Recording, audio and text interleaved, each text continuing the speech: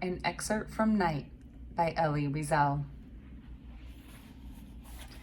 The SS offered us a beautiful present for the new year. We had just returned from work. As soon as we passed the camp's entrance, we sensed something out of the ordinary in the air. The roll call was shorter than usual. The evening soup was distributed at great speed and swallowed as quickly. We were anxious. I was no longer in the same block as my father. They had transferred me to another commando, the construction one, where 12 hours a day I hauled heavy slabs of stone. The head of my new block was a German Jew, small with piercing eyes. That evening he announced to us that henceforth no one was allowed to leave the block after the evening soup. A terrible word began to circulate soon thereafter: selection. We knew what it meant. An SS would examine us. Whatever he found someone extremely frail, a muscle man was what we called those inmates, he would write down his number, good for the crematorium. After the soup, we gathered between the bunks. The veterans told us, "You're lucky to have been brought here so late. Today, this is paradise compared to what the camp was 2 years ago. Back then, Buna was a veritable hell. No water, no blankets, less soup and bread. At night, we slept almost naked and the temperature was 30 below. We were collecting corpses by the hundreds every day. Work was very hard.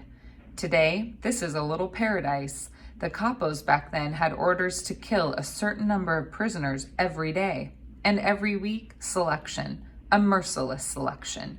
Yes, you are very lucky." "Enough! Be quiet," I begged them. "Tell your stories tomorrow or some other day." They burst out laughing. They were not veterans for nothing. "Are you scared?" We, too, were scared at the time, and for good reason.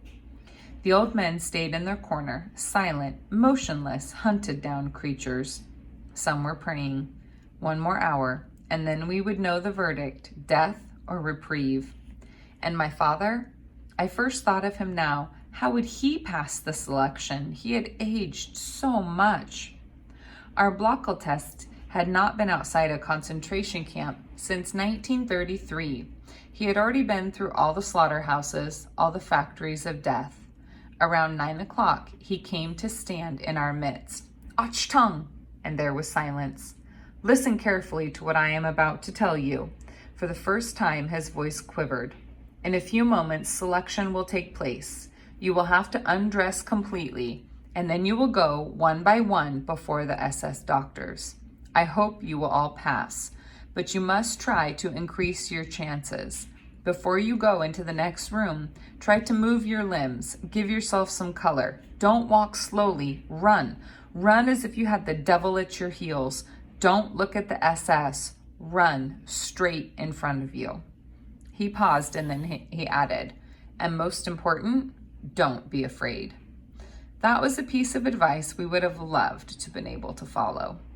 I undressed, leaving my clothes on my cot. Tonight, there was no danger that they would be stolen. Tibby and Yossi, who had changed commandos about the same time I did, came to urge me, "Let's stay together. It will make us stronger." Yossi was mumbling something. He was probably praying. I had never suspected that Yossi was religious. In fact, I had always believed the opposite. Tibby was very silent and pale. All the block inmates stood naked between the rows of bunks. This must be how one stands for the Last Judgment. "They are coming!" 3 SS officers surrounded the notorious Dr. Mengele, the very same who had received us in Birkenau. The Blockel test attempted a smile, and he asked us, "Ready?" Yes, we were ready, and so were the SS doctors. Dr. Mengele was holding a list, our numbers. He nodded to the Blockel test. "We can begin," as if this were a game. The first to go were the notables of the block, the Steubenall test, the capos, the foremen, all of whom were in perfect physical condition, of course. Then came the ordinary prisoners' turns. Dr. Mengele looked them over from head to toe. From time to time, he noted a number. I had but one thought: not to have my number taken down, and not to show my left arm. In front of me, there were only Tibby and Yossi. They passed. I had time to notice that Mangala had not written down their numbers. Someone pushed me. It was my turn. I ran without looking back. My head was spinning. You are too skinny. You are too weak. You are too skinny. You are good for the ovens. The race seemed endless. I felt as though I had been running for years. You are too skinny. You are too weak. At last I arrived, exhausted. When I had caught my breath, I asked Yossi and Tibby, "Did they write me down?" "No," said Yossi. Smiling, he added, "Anyway, they couldn't have. You were running too fast." I began to laugh. I was happy.